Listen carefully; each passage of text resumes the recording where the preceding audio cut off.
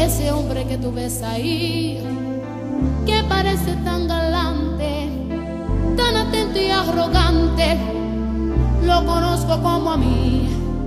Ese hombre que tú ves ahí, que aparenta ser divino, tan amable y efusivo, solo sabe hacer sufrir. Es un gran necio, un estúpido ingreído, egoísta y caprichoso, un payaso vanidoso, inconsciente y presumido, falso, malo, rencoroso, que no tiene corazón, lleno de celos sin razones ni motivos, como el viento impetuoso, pocas veces cariñoso, inseguro de sí mismo, insoportable como amigo, insufrible como amor.